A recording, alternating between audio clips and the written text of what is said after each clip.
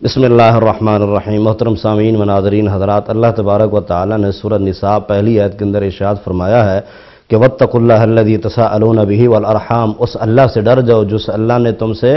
رشتہ داری کے متعلق پوچھنا ہے، اس اللہ سے ڈر جاؤ۔ نبی علیہ الصلوۃ ارشاد فرماتے ہیں من سرہ ان یبسط لہ فی رزقہ، جو شخص یہ خوشی محسوس کرتا ہے کہ اس کا رزق بڑھ جائے، وسیع ہو جائے، پھیل جائے، اور جو شخص یہ خوشی محسوس کرتا ہے کہ اس کی عمر میں برکت ہو جائے، فلیصل رحمہ،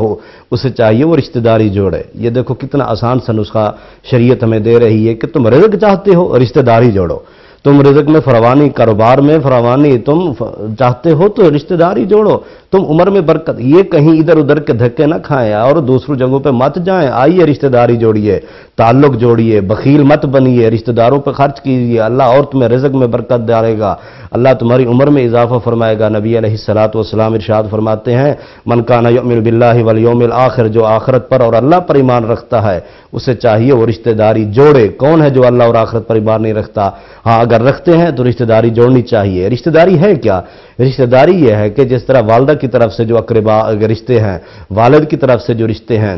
ان کا خیال نبی علیہ الصلوۃ فرماتے ہیں ماں فوت ہو جائے تو اس کے بعد ماں والا مقام وہ خالہ کا ہے۔ اسی طرح آقا فرماتے ہیں اگر والد فوت ہو جائے اولاد کا بنتا ہے والد کے دوستوں کے ساتھ بھی تعلق رکھے تاکہ وہ والد والی قربت، وہ تعلق باقی رکھے۔ اسی طرح نبی علیہ الصلوۃ اپنا خالاؤں کے متعلق، بھانجوں کے متعلق، بھانجیوں کے متعلق، یہ خامد کی طرف سے، بیوی کی طرف سے جو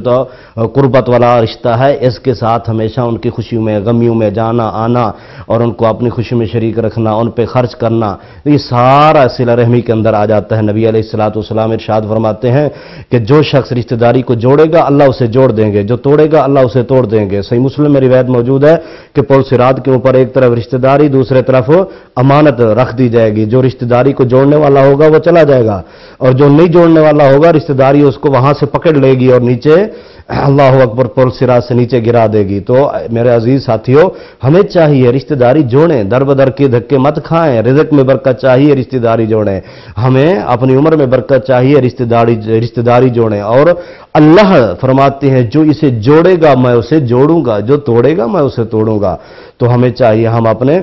اقربا سے رابطہ بھی رکھیں، ان پہ خرچ بھی کریں، ان کی خوشی غمی کا خیال بھی رکھیں اور ان کے ساتھ تعاون بھی کریں جتنا بھی ہو سکے۔ نبی علیہ الصلوۃ ارشاد فرماتے ہیں ہر جمعے کی رات کو اعمال آسمان پہ جاتے ہیں اور سب کے قبول ہو جاتے ہیں، لیکن لا یقبل اللہ